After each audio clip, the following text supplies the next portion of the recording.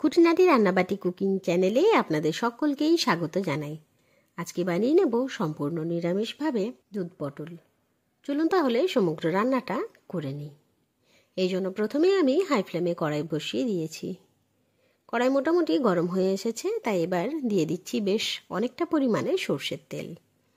আসলে নিরামিষভাবে রান্না করব তো, তাই একটু ভেজে ভুজে বা ছেঁকে না রান্না করলে ঘরের লোকের আবার খুব একটা পছন্দ হবে না।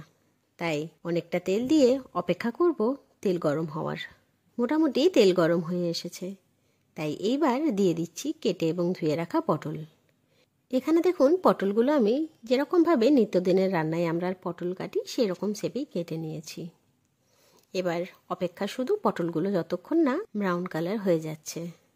মাঝে মধ্যেই খুন্তি নাড়িয়ে পটলগুলোকে উলট পালট করে নেব।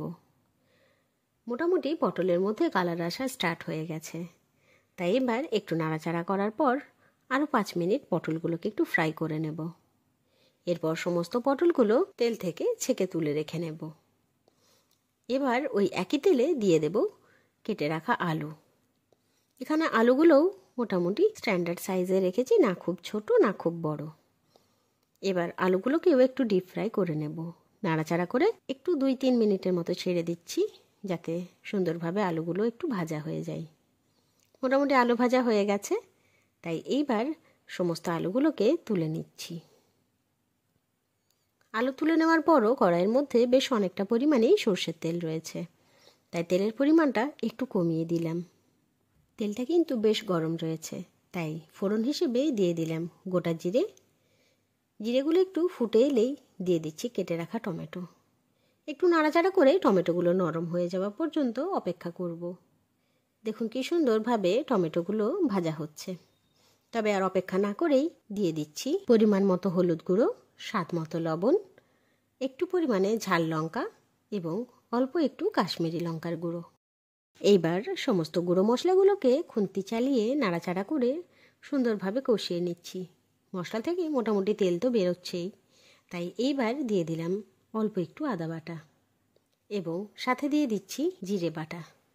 সুন্দরভাবে নাড়াচাড়া করে সমস্ত বাটা মশলাগুলোও একটু কষিয়ে নিচ্ছি।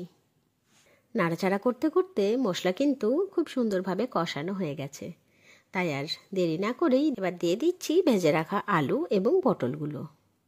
এবার আলু ও পটল মশলার সঙ্গে নাড়াচাড়া করে সুন্দরভাবে কষিয়ে নিচ্ছি। যতক্ষণে মশলাটা কষানো হচ্ছে চলুন একটু গল্প করে নিই। আচ্ছা, আমি তো আপনাদের সঙ্গে অনেক রকম রান্নার ভিডিওই শেয়ার করেছি। আপনারা কিন্তু তাতে অনেক সদর্থক কমেন্ট দিয়েছেন এবং দিয়েছেন অনেক ভালোবাসা। সেই জন্য সকলকে অসংখ্য ধন্যবাদ। দেখুন গল্প এবং একই সঙ্গে নাড়াঘাটা করতে করতে সবজির মধ্যে কিন্তু বেশ কষানো ব্যাপারটা এসে গেছে, তাই আর দেরি না করে দিয়ে দিচ্ছি দুধ। এখানে দুধটা রুম টেম্পারেচারেই রাখা ছিল এবং আগের থেকে ফোটানো ছিল যদিও বা। এবার সুন্দরভাবে দুধটা দেওয়ার পর নাড়াঘাটা করে বেশ হাই ফ্লেমে কিছুক্ষণ রেখে একটুখানি সবজিটা ফুটতে দেব, যাতে দুধের ফ্লেভার সবজির মধ্যে ভালোভাবে চলে যায় এবং দুধটা ফুটে এসে বেশ একটা ঘন ক্রিমি ব্যাপার নিয়ে আসবে। সুন্দরভাবে নাড়াচাড়া করতে করতে দুধের পরিমাণটা কমে এলে এবং সবজিটা যখন মাখা মাখা হয়ে আসবে সেই মুহূর্তে দিয়ে দিচ্ছি উপর থেকে অল্প গরম মশলা এবং একই সাথে 1 চামচের মতো ঘি। আবারও নাড়াচাড়া করে নিচ্ছি এবং গ্যাসের ফ্লেম অফ করে নামিয়ে নিচ্ছি। এই দুধ পটলটা নিরামিষের দিনগুলোতে গরম ভাত কিংবা লুচির সঙ্গে খুবই ভালোভাবে পরিবেশন করা যায়। এই রকম সুন্দর সুন্দর রান্নার ভিডিওস দেখার জন্য অবশ্যই আমার চ্যানেল খুঁটিনাটি রান্নাবাটিকে সাবস্ক্রাইব করতে ভুলবেন না।